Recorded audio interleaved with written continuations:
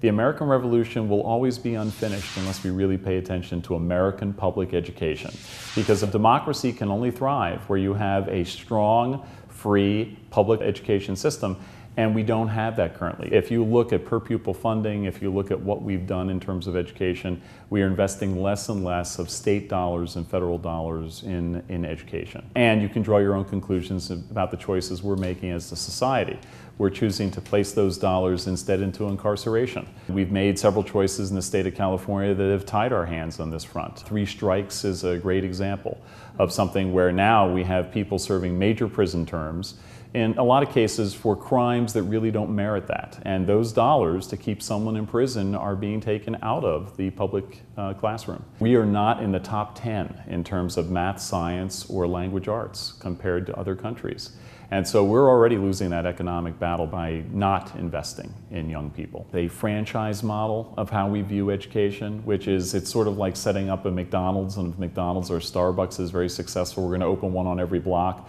But what you come to find is that American education is not like that. It's not able to be ported over to a franchise model. The notion of choice is good. Charter schools as incubators of experimentation, excellent, but it was never intended to have these experiments become the new norm. Charter schools are very personalized. They work in certain communities for very strong reasons. They can't just be scaled up and ported all over the place. We're very conscious of what lessons do you learn from a charter school and how can you apply that across the board to the public system. There are pockets of wonderful instruction all over the greater Los Angeles area.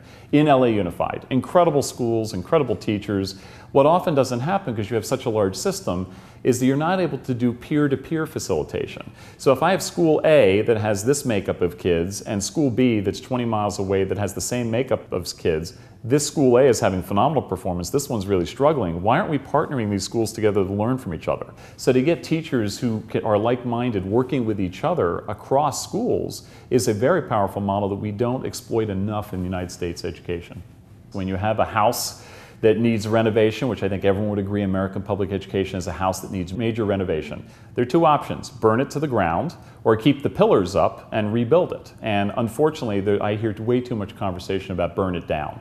Burn it down, let it fail, wind up doing this, as opposed to what are the pillars? What are the things that work well in American education? How do we preserve that? How do we keep those great teachers that get up every morning and go into the classroom and are phenomenal and light those fires of imagination in kids? How do we keep those people going?